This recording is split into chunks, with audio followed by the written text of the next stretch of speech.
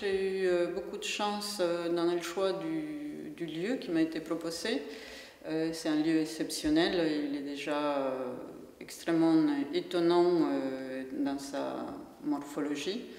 C'est un site très grand, très étendu, ça fait 16 hectares, chose qu'on a du mal quand même à sentir quand on les voit, puisque partout dans cet endroit, les vues sont très très larges. On voit presque l'Angleterre, de là où on voit les côtes en face, on voit les bateaux qui passent, donc on a du mal avec les proportions et la taille des choses, quoi. Mais l'endroit il est exceptionnel, c'est un endroit qui a été bombardé pendant la guerre et qui est parsemé des énormes trous, des trous gigantesques, qui en fait quand on n'est pas au courant vraiment de l'histoire des lieux, ça peut surprendre, d'ailleurs parce qu'elles ne sont pas très perceptibles depuis la route.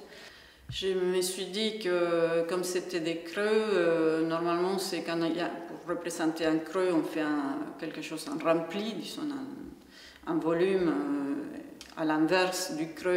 Si on crée un volume de cette creux, on a une forme qui est beaucoup plus facile à percevoir. Donc je me suis dit que éventuellement si j'avais des ballons, j'arrivais à trouver des ballons qui soient à peu près de la largeur des trous, je pouvais alors, depuis loin, signifier cette image que je voulais, ce volume qu'on n'arrivait pas à percevoir depuis la route. Donc le volume est une idée qui me plaisait, et ce qui me plaisait aussi, c'était l'idée d'une intervention minimum sur l'espace, puisque c'est un site classé. Cet endroit-là contient une flore, une végétation qui est assez étonnante, assez rare, même dans la région, qui sont des pelouses calcaires, donc avec une végétation basse et particulière, due aussi à la grande exposition, au grand vent qu'il y a sur place.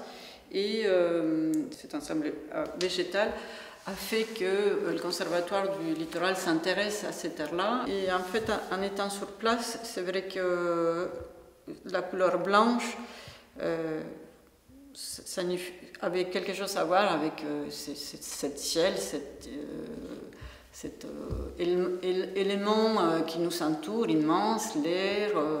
C'est vraiment un endroit où on se sent vraiment tout petit, et c'est vrai que ces ballons, ce nom un peu trouvé par hasard, Claude, était assez juste pour dire, pour faire parler un peu de la nature et de ce qui nous entoure.